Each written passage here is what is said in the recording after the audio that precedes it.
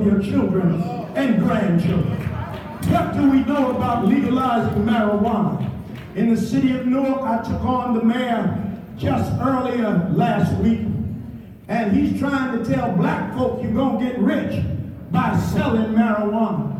You've got to sell $5 million worth of marijuana for the city to get $150,000. There's something wrong with that. Okay. But what does it mean? I'm a retired corporate exec. Number one, where will your children work? Because your children won't get any jobs if they smoke marijuana. They will not drive for transit. They will never work in law enforcement. They will not work in corporate.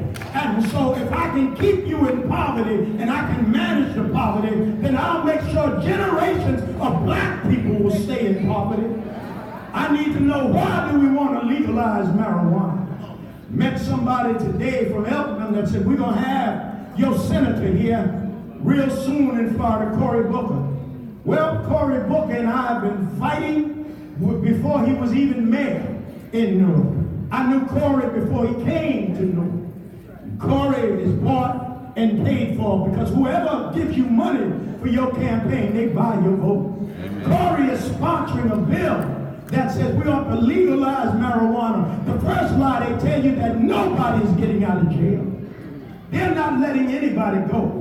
If you want to let our children go from jail, then turn them loose.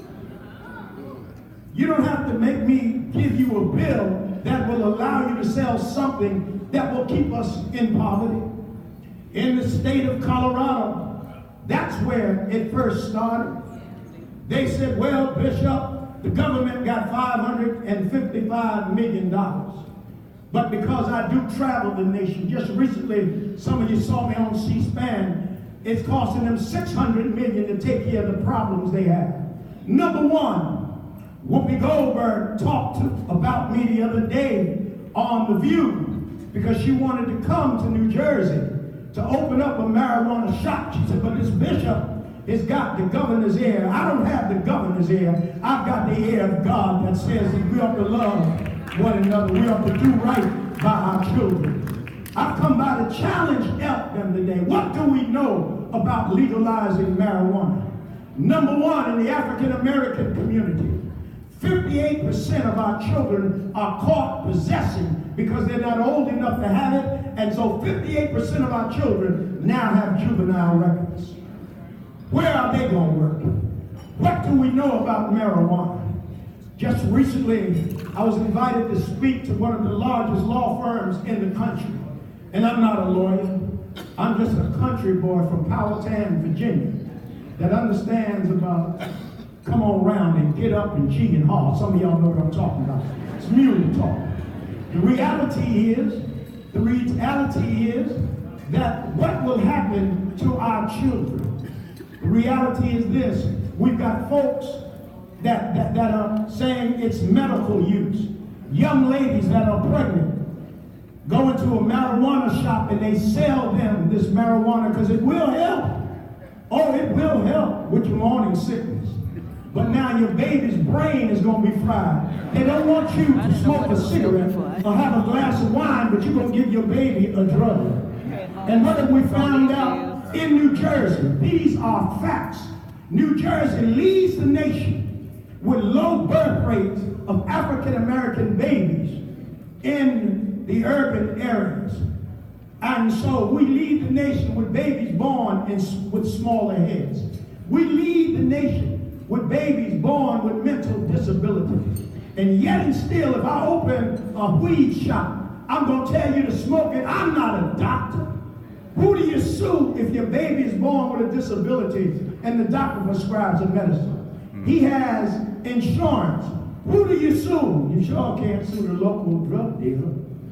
And the other thing is that not only do we find trouble with your children, but in your breast milk, your baby will be drinking THC.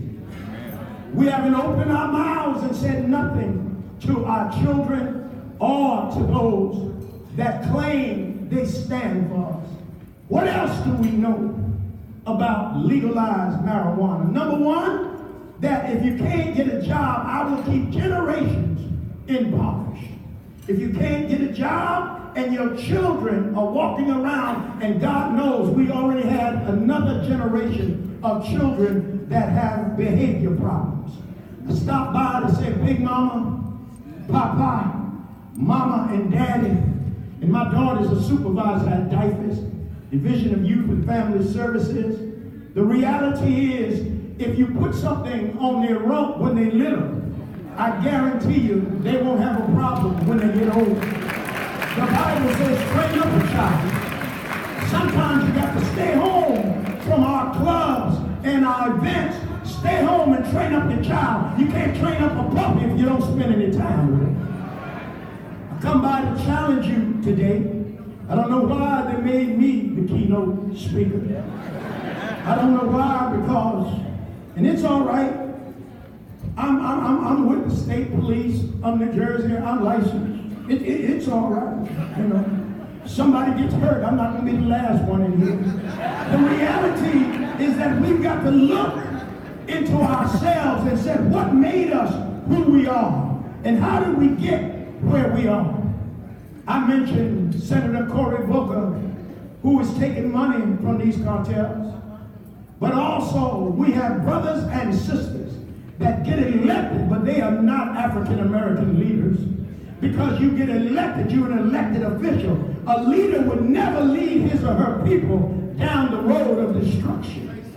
The Bible says that my people perish for the lack of knowledge. And we're not having real social conversations. What happens if you get hooked on marijuana? Well, your homeless population will grow. Because when people start getting high, they forget about paying their rent. What happens if you get hooked on marijuana? Anybody that lives in public housing, it's still against the federal law. You will be a victim. Big Mama, Big Daddy, and Papa will be living on the street. What happens if you get convicted with marijuana or caught with marijuana and you're under 18 in Colorado and under 21 in New Jersey? Well, you don't have a chance because nobody's going to hire you because you have a juvenile record. What do we know about the health? They like to quote the AMA and the New England Journal of Medicine, so I will do the same thing. Last year, in 2017, the New England Journal of Medicine talked about us to stop smoking cigarettes. We know that nicotine will cause you lung cancer. We know that nicotine will exacerbate prostate cancer or breast cancer. We know that nicotine will cause your heart to stop, and you'll be taking all kinds of medication if you live through it. We know that it's a crossroad and a road that leads directly to cancer. Well, Bishop, what about the THC in marijuana? I'm glad y'all asked me that. Because according to the New England Journal of Medicine, if you smoke THC long enough, you will have your first heart attack by the time you're 35. Your lungs will be black by the time you're 32. And to our young men, if you smoke enough THC, by the time you're 25, Viagra won't help you.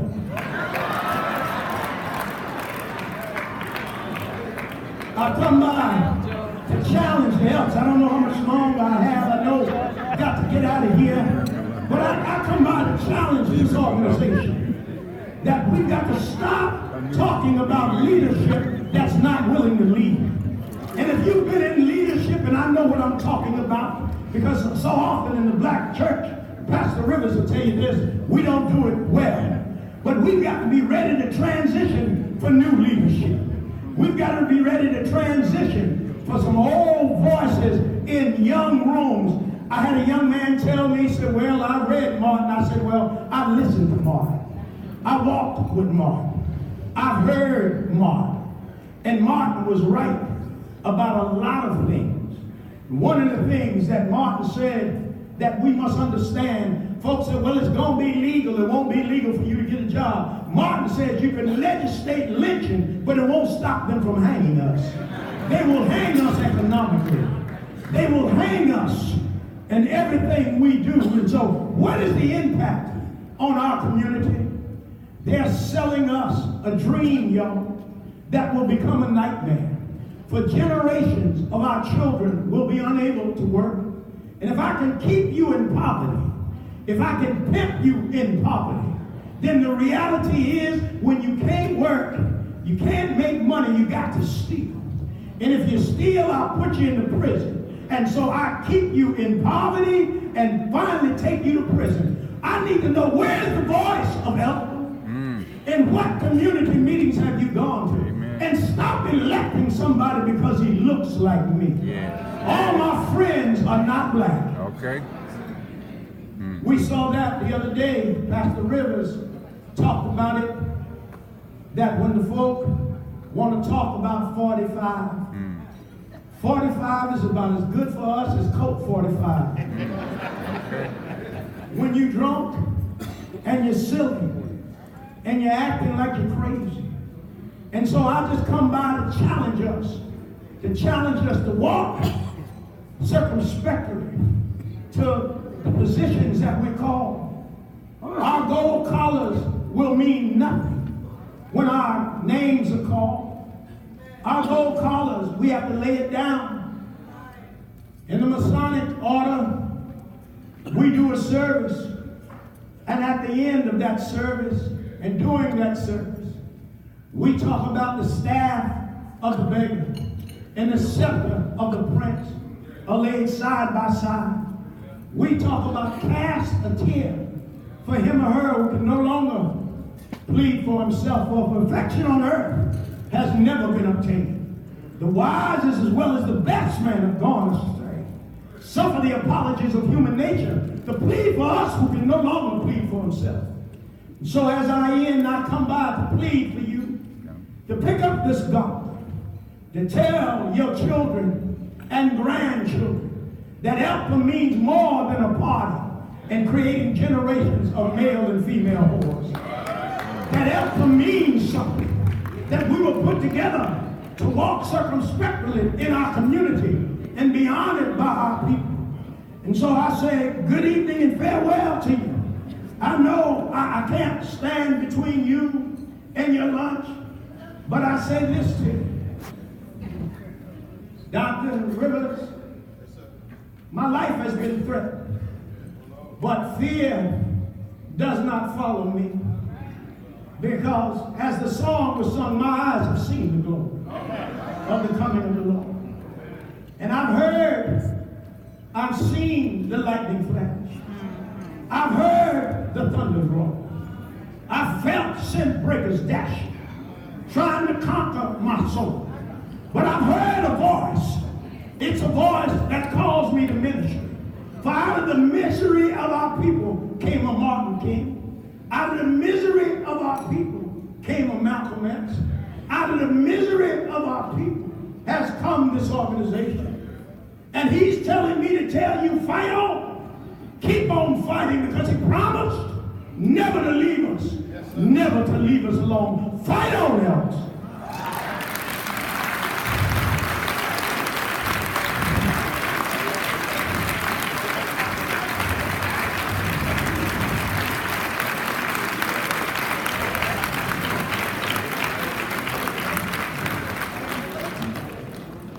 Thank you, Reverend James and Reverend Rivers, for such a powerful message. Due to the flight that we do have scheduled, at this time we're going to ask that our grand leading night of the Pope to come do his presentation, followed by lunch. After lunch we'll be doing the Little Joy Award. Y'all don't even know what that is.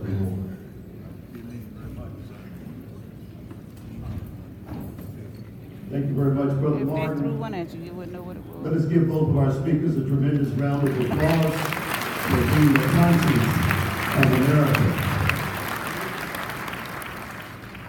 Ladies and gentlemen, brothers and daughters, I stand before you to make a special presentation on behalf of the improved, benevolent, and protective order of elks of the world. I'm going to certainly ask my counterpart, Daughter Arlene Francis, Vice Daughter Ruler of the Grand Temple, to join me here, as well as the Grand Laurel Night, Brother O.D. Evans, the Grand Esteemed Lecturing Night, Brother Chevron Scott,